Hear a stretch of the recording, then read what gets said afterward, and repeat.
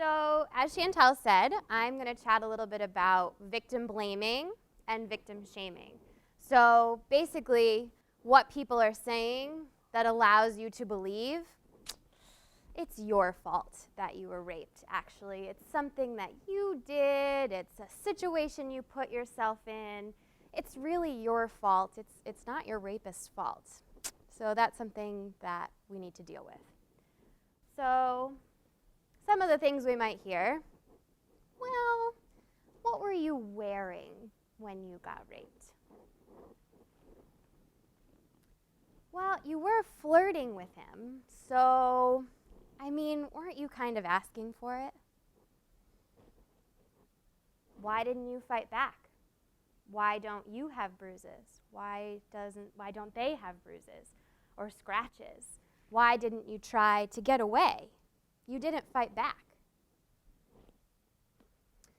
So you really flaunt your sexuality, like everyone knows that you're a really sexual person. You're a tease. If you didn't want to have sex, you're a tease. You were walking home alone at night. I'm not really sure what you expected. I saw you guys making out. So how could it possibly have been rape? You were pretty drunk that night. So you hear these things, and you can't help but not take on these things. Of course, you're going to start to think, well, why didn't I fight back?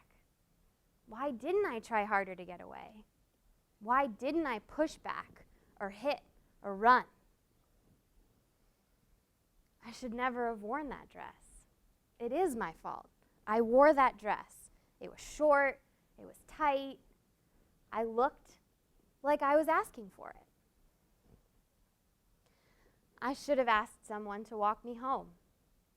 How could I not have asked someone to walk me home? I'm an idiot. I'm stupid. I shouldn't have taken that last shot. I knew I was drunk. I shouldn't have taken that last shot. I was that drunk. Of course they thought it was going to be okay to have sex with me. I did make out with them, so maybe in college, that's just what it means. I'm supposed to have sex with them if I've made out with them. So taking these things on, it ends up becoming our fault. It ends up becoming the victim's fault when we need to start thinking about these things critically, right? We need to start fighting back against, does that really make sense? Is it really okay for them to ask us these questions? Is it okay to ask me how much I had to drink that night? Is it okay to ask me what I was wearing? So, if we want to debunk, which is the theme of our night, some of these myths, we need to address each one. And this is just a handful of the things that can be said. So the Project Unbreakable that was going behind Chantel, those are many, many, many more examples of victim blaming and shaming. So these are a handful. So as Chantel said, we need to have this conversation outside as well and further debunk the many, many more opportunities that people might have for victim blaming. But why didn't I fight back? There's something called fight or flight that we hear of a lot, and there's also fight, flight, or freeze. Your body goes into a mode that is going to protect itself. So you can't necessarily fight, you can't run away, you can freeze. Biologically, you may freeze. And sometimes it's your safety. If it's a matter of staying alive, not doing anything can often be the best option to stay alive. And your body will go into that primal mode of stay alive. I should never have worn that dress. I can walk around naked, and I am still not saying, have sex with me, because I'm naked. I just felt like being naked that day. That's okay. Well, it's not in the state of New York. I might get arrested, but still, I am not consenting to sex by being naked. I am not consenting to sex by wearing a short dress, by having a low-cut shirt, by wearing tight pants. That is not consent.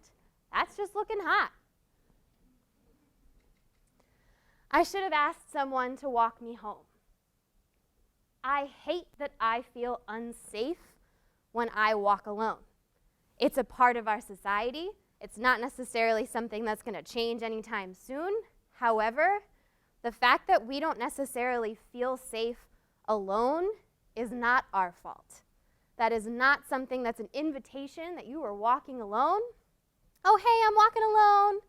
Just looking for someone to have sex with me. That is what that sign reads, right? When I'm walking alone? No. It's always good to be safe, but it doesn't make it your fault. I shouldn't have taken that last shot. I really hope this one is easy. Being drunk does not consent. It is not consent to be blackout. It is not consent to be wasted. It is not consent to take that last shot or be drunk. End of story. I mean, I made out with them. Maybe in college that means I'm supposed to have sex. You're never supposed to have sex. There is no assumed sex.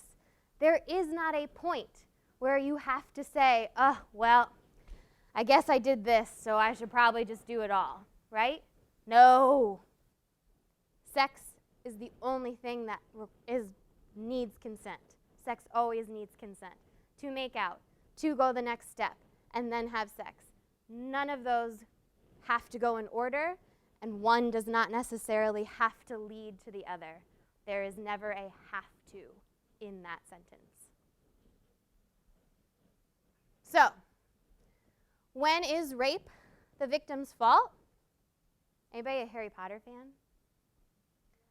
I'm using Harry Potter to help you understand this a little bit better.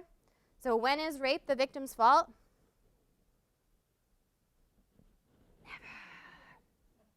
Never.